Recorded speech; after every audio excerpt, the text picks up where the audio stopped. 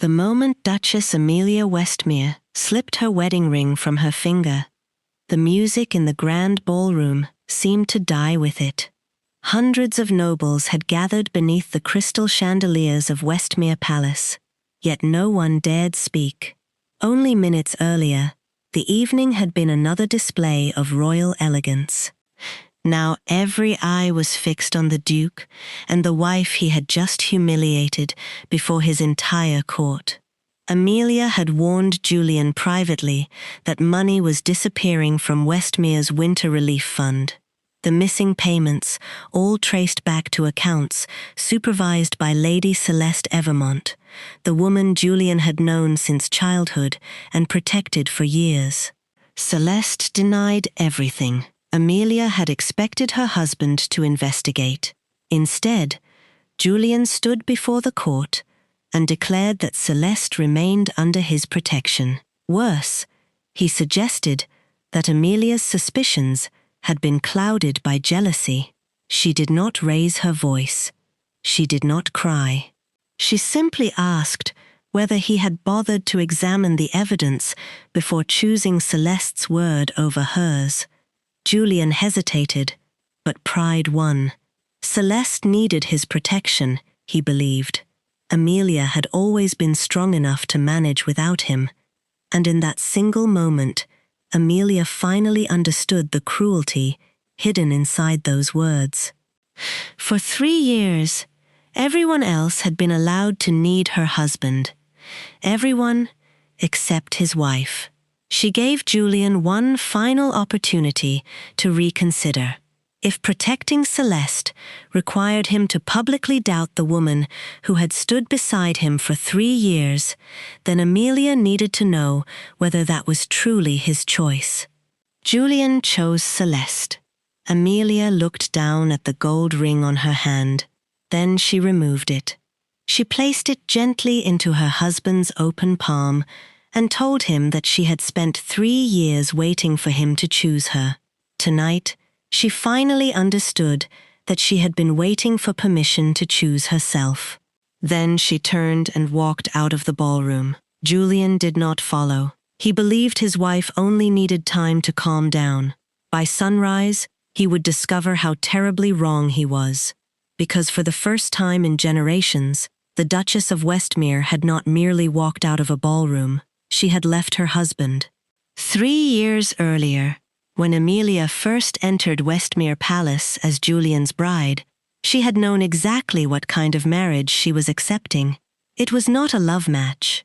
The king had approved the union because it strengthened 2 important houses, settled an old political dispute, and gave Westmere the stability expected of a powerful duchy. Julian had been honest with her before the wedding. He told her he could offer respect, security, and the title of Duchess. He could promise loyalty to the marriage, but he could not promise love. Amelia had accepted anyway. She believed affection did not always begin with grand declarations. Sometimes, she thought, it was built slowly through shared meals, difficult seasons, private laughter, and the quiet certainty of knowing someone would stand beside you when it mattered. So she waited. During their first winter together, Amelia prepared a private anniversary dinner in the small west dining room. She waited beneath candlelight for nearly 2 hours before a message arrived from Celeste.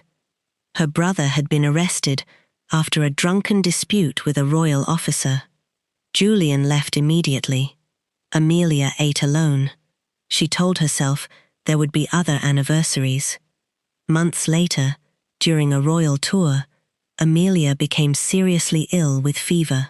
Julian sent the finest physicians available, but he remained at court to finish negotiations he considered too important to abandon. Amelia understood. At least, she tried to. Then Celeste suffered a minor carriage accident the following spring. Julian rode through the night to reach her. Nothing was broken. Celeste was frightened, bruised, and already recovering when he arrived. Amelia never confronted him about it. The 3rd wound came in public. At a palace ball, Lord Harrow mocked Amelia's modest family background within Julian's hearing. Julian remained silent, unwilling to provoke a nobleman whose political support he needed. Amelia endured the insult with grace. Weeks later, when that same man publicly questioned Julian's ability to govern Westmere, Amelia defended her husband without hesitation. That was how their marriage worked. Amelia chose Julian. Julian assumed she understood why he could not always choose her. And while he overlooked the quiet disappointments gathering between them, Amelia was becoming indispensable to Westmere. She reorganized neglected tenant records and discovered families being charged debts they did not owe. She stopped unnecessary evictions. She negotiated better grain prices before winter. She answered correspondence Julian repeatedly pushed aside and quietly settled disputes before they ever reached his desk. Servants trusted her. Villagers began asking for her by name. Problems simply seemed to disappear around the Duke, and Julian rarely stopped to ask why. Celeste remained close to Westmere throughout it all. Julian insisted there was nothing improper between them. Perhaps he truly believed that. Perhaps there never had been an affair. But betrayal did not always require stolen kisses or secret bedrooms. Sometimes it was simply learning that whenever two women stood before the same man, needing him at the same time, one of them would always come second. And in Julian's life, that woman was always his wife. Amelia endured it for 3 years, until the night Celeste asked Julian for something far greater than his time, his attention, or another abandoned dinner. This time, protecting Celeste would require Julian to sacrifice Amelia herself. The first sign that something was wrong appeared 3 weeks before the royal reception. Amelia had been reviewing Westmere's winter relief accounts when she noticed several payments that did not make sense. According to the ledgers, hundreds of sacks of grain had been purchased and delivered to 3 northern villages after the first snowfall. The amounts were substantial. The receipts carried the correct seals. The authorizations appeared legitimate. But Amelia knew those villages. She had personally answered petitions from 2 of them begging for food. So she sent quiet inquiries of her own. The replies confirmed what she feared. The grain had never arrived.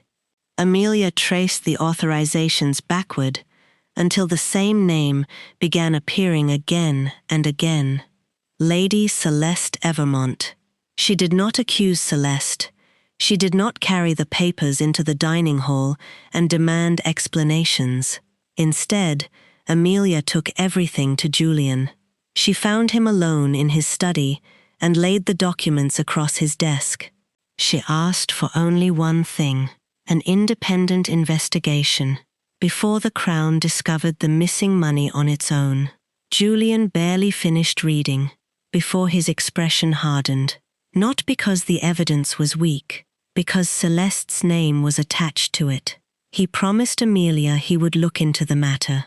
But before he could, Celeste learned what had happened. By afternoon, she was already with Julian. Celeste did not defend the numbers first. She defended herself. She claimed Amelia had never accepted their friendship, that the investigation was merely another attempt to drive her away from Westmere. She reminded Julian how often Amelia had questioned the amount of time he spent protecting her, and because Julian had spent years believing his wife was quietly jealous of Celeste, the accusation fit too comfortably into what he already expected. That evening, Westmere Palace opened its doors for a royal reception. Amelia intended to say nothing publicly. Then one of King Edmund's representatives arrived with questions about the relief fund. Someone at court had already noticed the discrepancy. Julian had only moments to respond. He could have said the accounts were being investigated. He could have admitted that his wife had discovered irregularities. Instead, before nobles from half the kingdom, He guaranteed Celeste's innocence. Amelia stared at him. Julian went further, believing the simplest solution was to separate the two women from the dispute. He announced that Amelia would no longer oversee the charitable accounts until the matter was settled. That was the moment something inside her finally gave way. This was no longer about Celeste.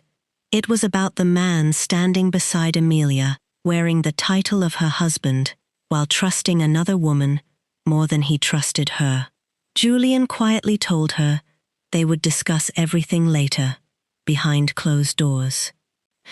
But Amelia had spent 3 years taking her pain behind closed doors so that Julian could remain dignified in public. She would not protect him from this one. So when he chose Celeste again, Amelia removed the ring, and when she walked from the ballroom, Julian assumed she was going upstairs. She did not. Still wearing her evening gown beneath a hastily fastened cloak, Amelia crossed the sleeping palace grounds and went directly to the residence of Westmere's family solicitor. There, shortly after midnight, she asked him to retrieve her marriage contract. Her father had insisted upon one unusual clause before allowing the wedding. If Amelia and Julian voluntarily lived apart for 1 uninterrupted year, control of Rosehaven, the small estate inherited from Amelia's mother, would return entirely to her. Julian had barely noticed the provision when he signed it. Amelia invoked it that night. She returned to the palace only once, not to wake her husband, not to argue, not to give him one more opportunity to stop her. She packed her personal clothes, her mother's letters, several books, and nothing else. She took no jewels belonging to Westmere. No servants were ordered to accompany her.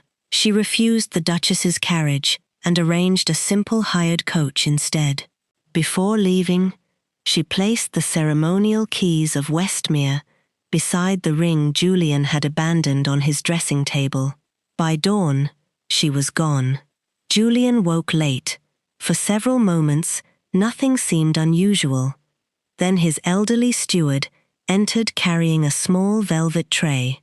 On it lay the Duchess's keys. Beside them sat Amelia's wedding ring. Julian stared at both objects. His first feeling was not fear, it was anger. She'll come back. The steward had served 3 generations of Westmeres. He had watched Amelia spend 3 years quietly becoming the heart of Julian's household.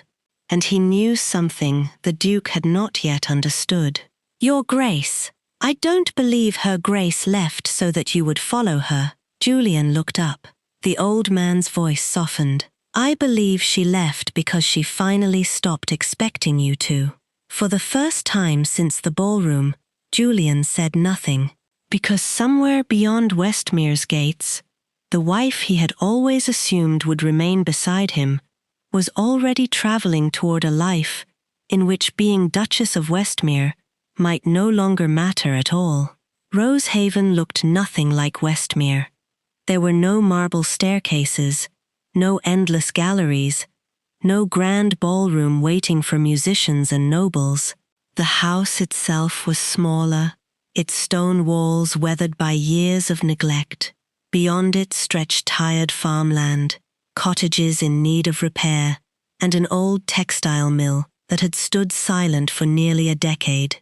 Yet when Amelia stepped from the hired carriage, she felt something she had not felt in years.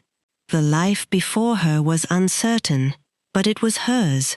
Rosehaven had belonged to her mother, and although time had not been kind to the estate, Amelia could still remember summers spent there as a girl.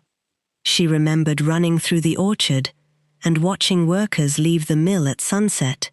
Now weeds covered the courtyard, the granary roof leaked, and several farms had been abandoned after years of poor harvests. For the first time since becoming a duchess, Amelia did not have to ask what Julian preferred. She simply asked what needed to be done, and then she began. Within weeks, the abandoned mill doors were opened. Amelia used what remained of her personal savings to repair the looms and hired local craftsmen to make the building safe again.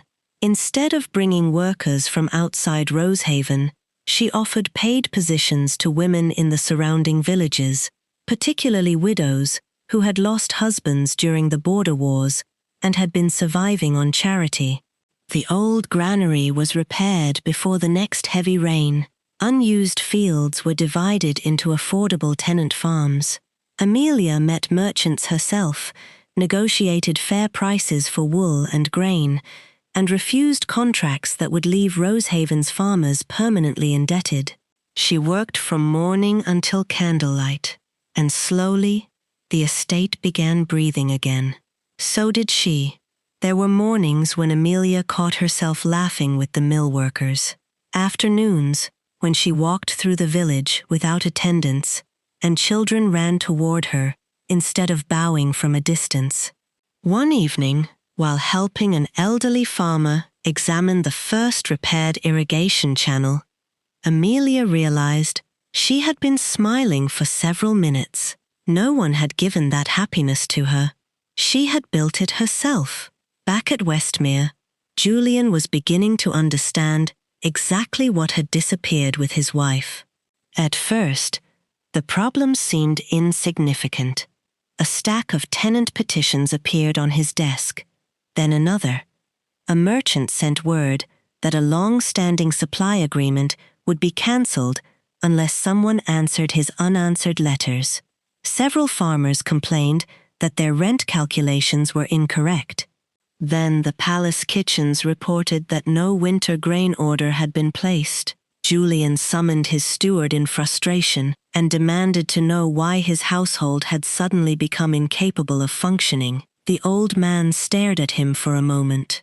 Then he answered simply, "Her Grace handled those matters." Julian frowned. He had known Amelia involved herself in estate affairs. He had never understood how deeply. That evening, he entered her old study for the first time since she left. Nothing dramatic waited for him there. That somehow made it worse. Shelves held carefully labeled ledgers. Bundles of correspondence had been arranged by urgency.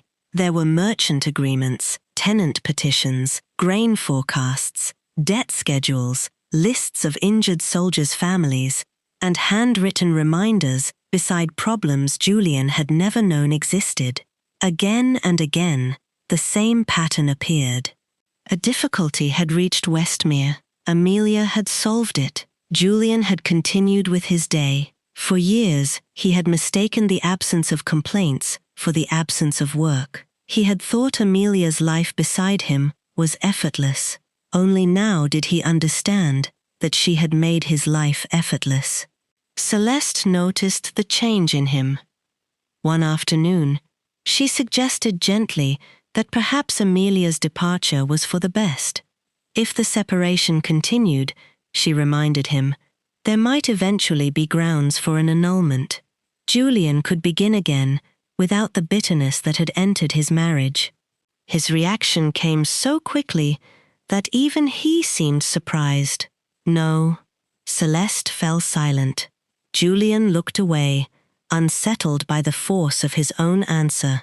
For the first time, the idea of losing Amelia permanently did not feel like the conclusion of an inconvenient marriage.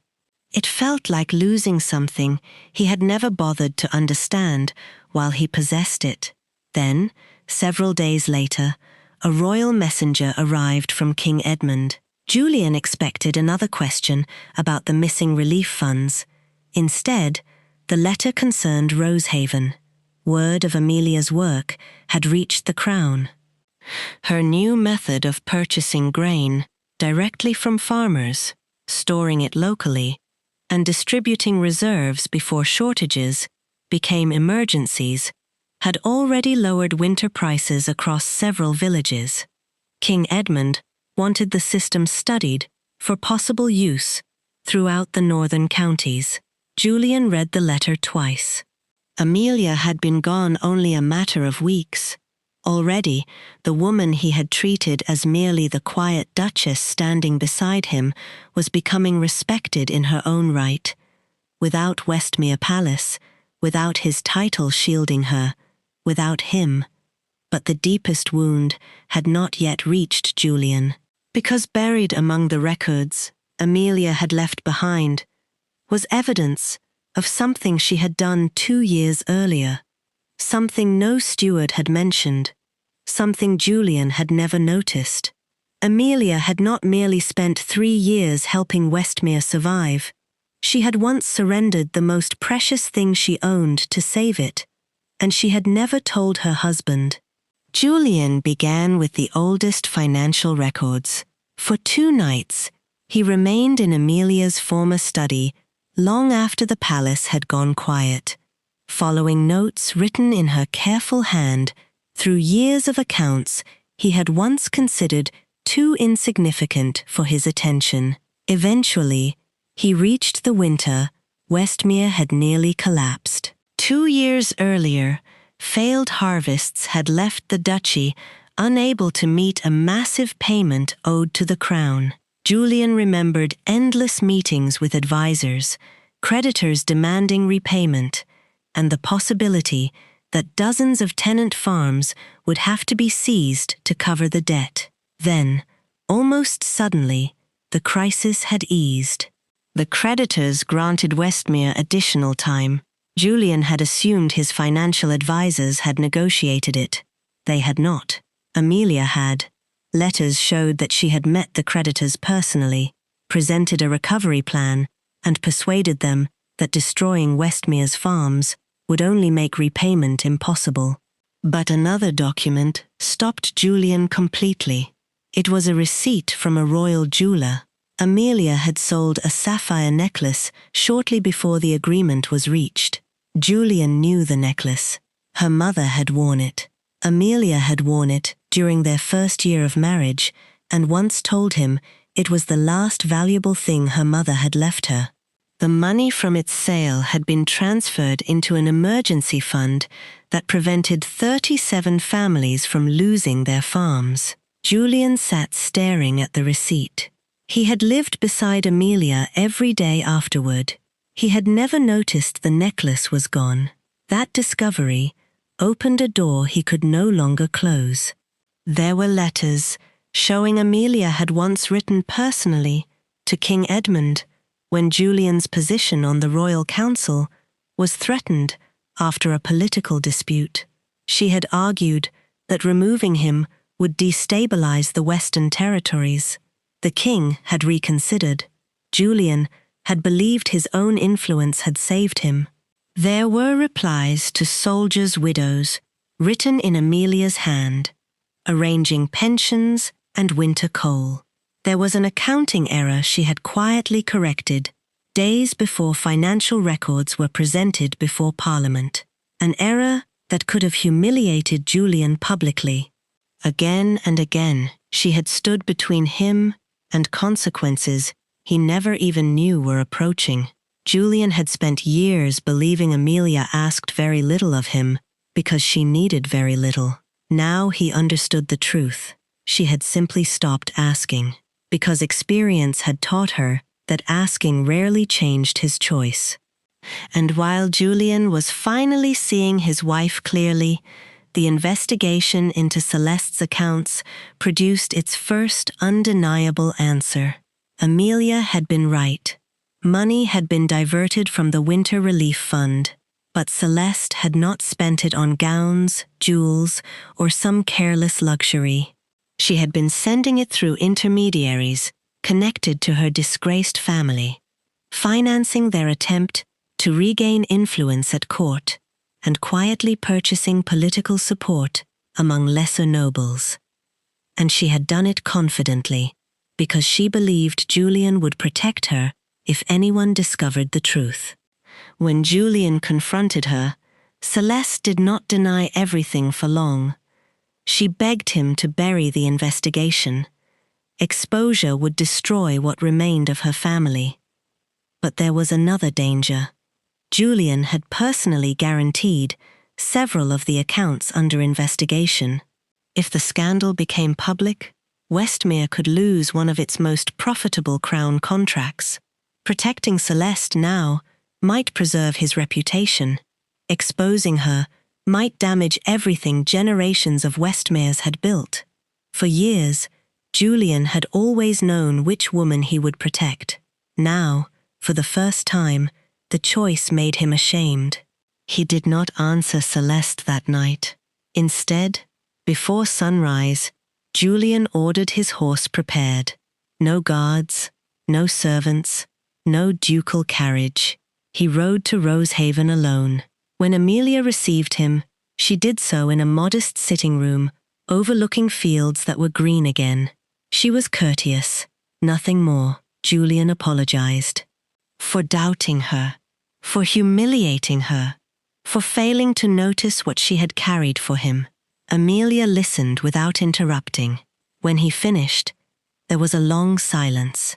Then she asked the one question Julian had not prepared himself to answer. "Do you miss me, Julian, or do you miss everything I used to do for you?" He opened his mouth, but no answer came quickly enough. Amelia saw the hesitation, and that hesitation told her more than any apology could. She told him quietly that she would not return to Westmere. Not yet. Perhaps not ever. Julian rode away from Rosehaven without his wife, but something had changed. This time, her rejection did not make him angry. He did not accuse her of stubbornness. He did not tell himself she would eventually come to her senses. For most of the journey home, one question followed him through every mile. A question he should have asked before their wedding, before Celeste, before Amelia ever needed to remove her ring. If choosing Amelia meant losing something he valued, his influence, his reputation, his comfort, perhaps even part of Westmere itself, what was he actually willing to sacrifice? For the first time in 3 years, Julian was about to find out. Julian returned to Westmere, knowing that another apology would change nothing. For the first time, he understood that regret was useless unless it cost him something. So he began where he should have begun weeks earlier. He ordered a formal investigation into the missing relief money and announced it publicly. The decision immediately damaged his standing at court.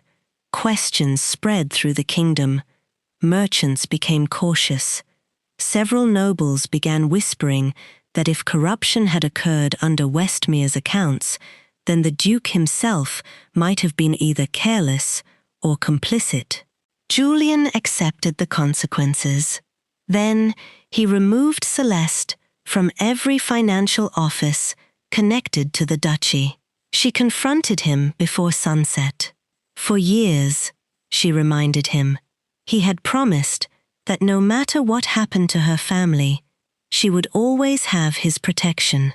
Julian looked at the woman he had defended so many times and finally understood how badly he had confused loyalty with blindness. Protecting one person, he told her, had never given him the right to destroy another, and for once, Celeste had no answer capable of changing his mind. But Julian did not stop there. He contacted the royal solicitor and signed away the one advantage his marriage contract still gave him. Under the original terms, Rosehaven might eventually have returned to Westmere's control if Amelia's separation became permanent. Julian renounced that claim. Whatever happened to their marriage, Rosehaven would belong entirely to Amelia. No condition, no threat, no hidden path that could force her home. When the Dowager Duchess discovered what he had done, she was furious. A duchess, living separately from her husband, was already feeding gossip throughout the kingdom. Allowing Amelia to keep her own estate, independent of Westmere, would only make matters worse. She warned Julian that powerful men would see weakness in it. This time, Julian did not bend. "Then let them call me weak. I will not make my wife a prisoner so that other men can call me strong." The words would eventually reach Amelia, but Julian did not send them to her. That was the difference. He was beginning to choose her, even when there was no guarantee she would ever choose him again. At Rosehaven, Amelia's work continued to spread beyond the borders of her estate. King Edmund had studied the reports coming from the northern villages and was impressed enough to summon her personally. She was invited to appear before the royal council and explain the grain distribution system she had created. For Amelia, it was more than recognition. It meant walking into the same political world where she had once existed only as Duke Julian's wife, and being heard because of something she had accomplished herself. For Celeste, it was a disaster. If Amelia appeared before the king, questions about the Westmere relief accounts would almost certainly follow. And this time, Julian was no longer willing to protect her. So Celeste moved first. 2 days before Amelia was due at court, copies of several financial documents began circulating among senior nobles. They appeared to show that relief money had been transferred under Amelia's authority shortly before she abandoned Westmere Palace. There were dates, signatures, official seals. Enough truth mixed among the lies to make the accusation dangerous. By evening, the story had spread throughout the capital. Perhaps Amelia had discovered the missing funds because she had taken them herself. Perhaps she had accused Celeste to protect her own crimes. Perhaps her sudden departure from Westmere had not been about dignity at all. The crown had no choice but to summon her for questioning. Amelia received the royal notice at Rosehaven. She read it twice, then folded it carefully.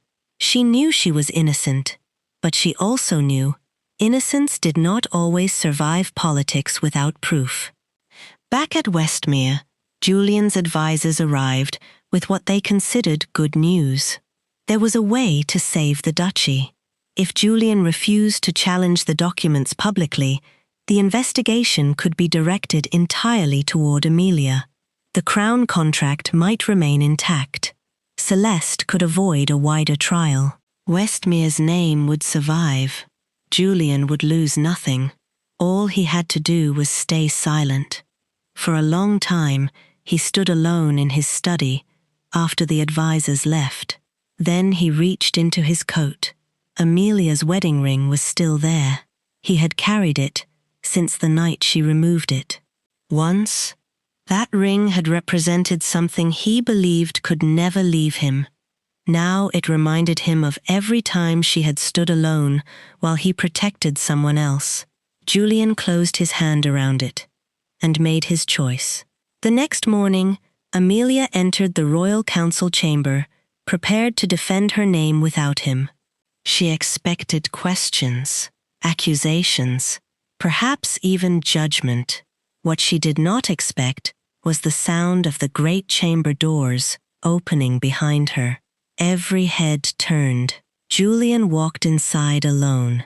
In his hands were the original Westmere ledgers, the independent audit, and evidence that could prove Amelia's innocence. Evidence that could also cost him his royal contract, his council seat, and perhaps the reputation his family had spent generations building. For the first time since their marriage began, Julian had been given the chance to save himself by sacrificing his wife, and for the first time, he had chosen her before she ever had to ask. The royal council chamber had rarely been so quiet.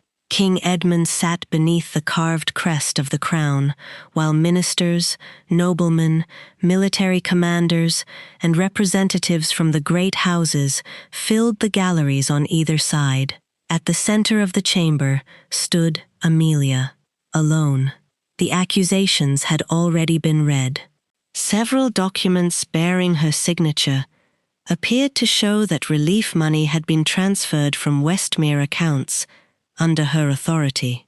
To anyone unfamiliar with the original records, the evidence looked convincing.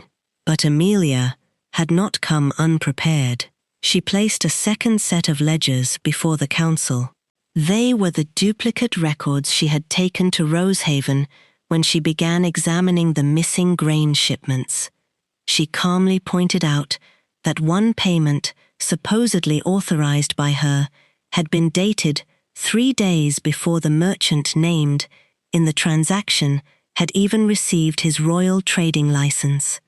Another document carried the seal of a northern warehouse that had changed its official mark months earlier, and one of the forged signatures had been placed beneath a shipment order supposedly approved while Amelia had been hundreds of miles away on a royal tour. The room began to shift. Whispers moved through the galleries. Amelia did not beg anyone to believe her. She simply continued presenting facts. Then the great doors opened. Julian entered, carrying the original Westmere ledgers and the independent audit. For a moment, Amelia merely stared at him. So did everyone else. The assumption was obvious. The Duke of Westmere had come to protect his duchy. Instead, Julian walked before the king and began by condemning himself. He admitted that Amelia had brought the discrepancies to him before the scandal became public. He admitted that she had requested an independent investigation, and he admitted that he had refused to act because Celeste had convinced him that his wife's concerns were motivated by jealousy. There was no excuse in his voice, no attempt to soften the truth. Julian told the council that he had personally given Celeste access to Westmere's charitable accounts, and that every crime committed under that authority had occurred because he had trusted friendship more than evidence. Then he placed the independent audit before King Edmund. The findings were devastating. Money had been diverted through companies connected to Celeste's family. False purchases had been recorded.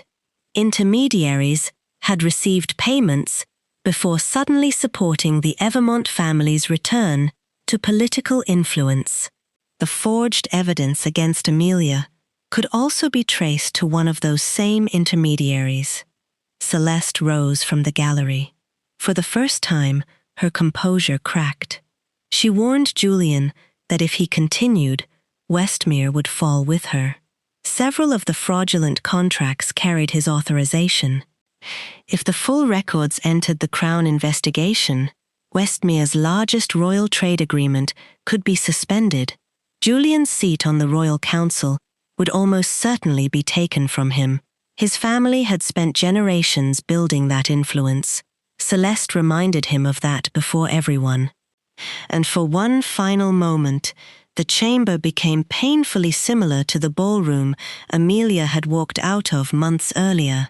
Celeste on one side, Amelia on the other, Julian standing between them. Only now the cost of choosing Amelia was far greater than wounded pride. King Edmund studied him carefully.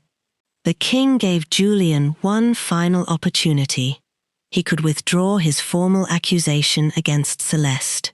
The Crown would continue investigating privately. Westmere might still preserve its contract while the truth was determined. Silence settled over the chamber. Amelia did not look at Julian. She would not ask him. Not this time. Then Julian answered. He told the king to enter every document into the official record, all of it, including those that implicated Westmere. A murmur spread across the chamber. Julian continued. If his title had protected corruption, then the title deserved scrutiny. If his council seat depended upon Amelia carrying the blame for his mistakes, then he did not deserve the seat. And if Westmere lost its crown contract because he had failed to investigate when his wife first warned him, then that consequence belonged to him, not her. For 3 years, Julian had protected Celeste whenever protecting her was easy. Now, when choosing Amelia could cost him almost everything, he did not hesitate. The investigation moved quickly after that. Celeste's forged documents collapsed under examination. Her intermediaries were identified. The diverted funds were traced. Before the hearing ended, royal guards escorted Celeste and 2 of her conspirators from the chamber to face formal charges for misuse of crown relief funds and falsifying royal financial records. But Julian did not walk away untouched. King Edmund immediately suspended Westmere's crown contract, pending a complete review. Julian was also removed temporarily from his position on the royal council. The consequences were real. He accepted them without protest. Then, King Edmund declared that no credible evidence remained against Amelia. Her name was formally cleared before the entire court. Only then did Julian look at his wife. He could have crossed the chamber. He could have asked her to come home. Months earlier, that was exactly what he would have done. Instead, Julian addressed the king. If Amelia chose to complete their separation after the required year, he said, Westmere would raise no objection. Rosehaven would remain hers. Her freedom would remain hers. Then he looked directly at Amelia. For 3 years, I thought choosing my wife meant keeping her beside me. I understand now that sometimes choosing her means defending her right to walk away from me. Amelia said nothing. But something changed in her face. Not forgiveness. Not yet. It was recognition, because this was the first time Julian had chosen her when there was no reward waiting for him, no guarantee she would return, no promise their marriage would survive. He had protected her name while risking his own. And when the council chamber finally emptied, Amelia did not run into his arms. She simply passed him slowly, paused for the briefest moment, and met his eyes. Then she continued toward the doors. Julian let her go. He had finally learned how to choose his wife, but the decision that mattered now no longer belonged to him. It belonged entirely to Amelia, and there was one question no title, fortune, or royal command could answer for the Duke of Westmere. Would she ever choose him again? Months passed before Amelia allowed Julian to become part of her life again, not as her husband, not yet. At Westmere, Julian began rebuilding what his carelessness had damaged. Without Amelia there to quietly solve every problem before it reached him, he finally learned what governing his estate actually required. He attended tenant meetings himself. He read petitions instead of leaving them unopened on his desk. He learned which farmers had lost sons in the border wars, which families were struggling through poor harvests, and which villages had spent years asking for repairs no one had bothered to approve. For the first time, Julian stopped treating responsibility as something that simply disappeared when handed to someone more patient. Westmere recovered slowly. So did the trust between him and Amelia. Their estates now traded grain, wool, and manufactured cloth, which meant Julian occasionally had reason to visit Rosehaven, but he never arrived without invitation.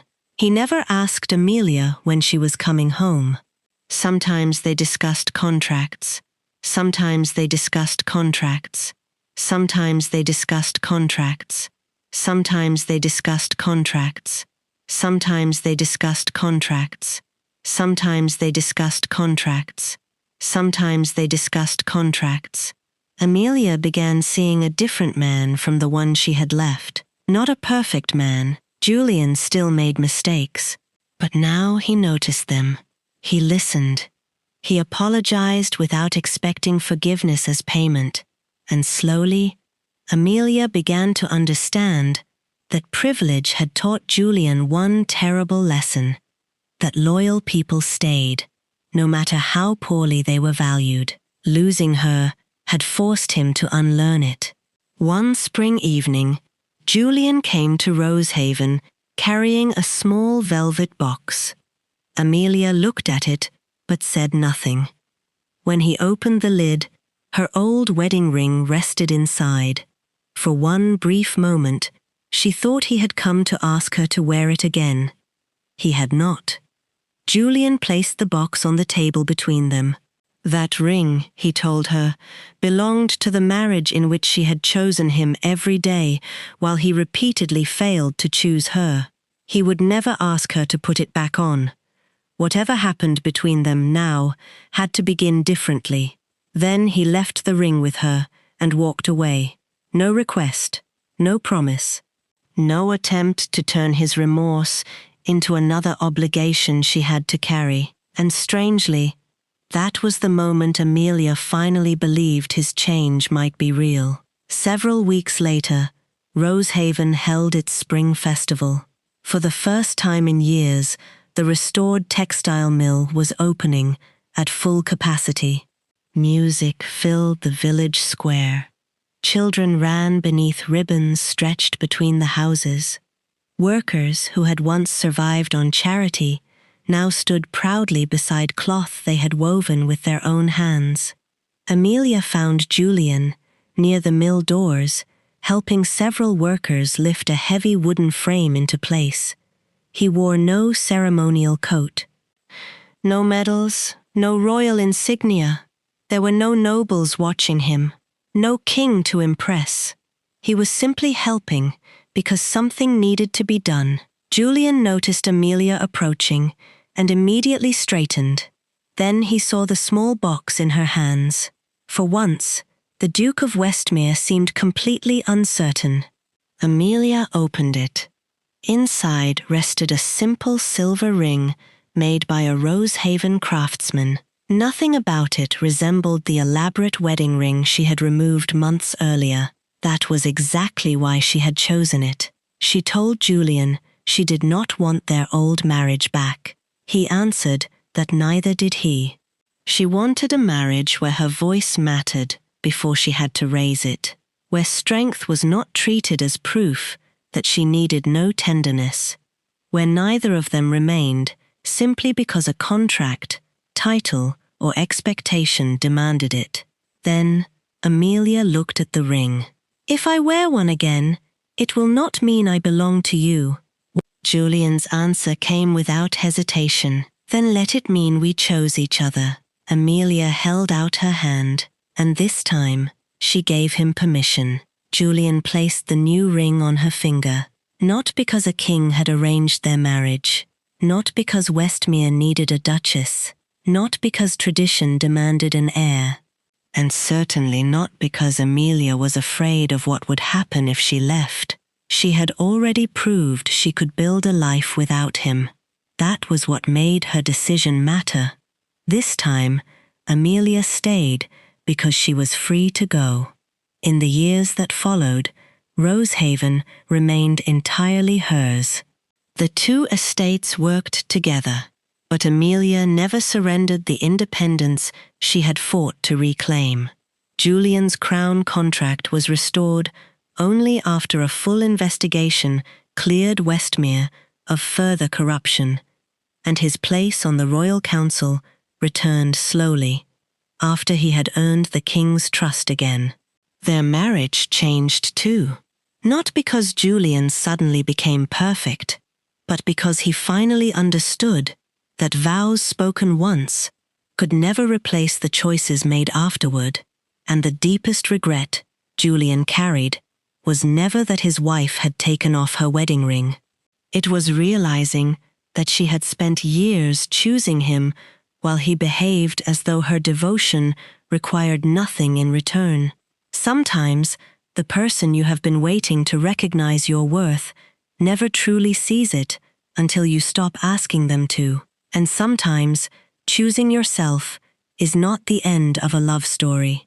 Sometimes, it is the only reason a better one can begin.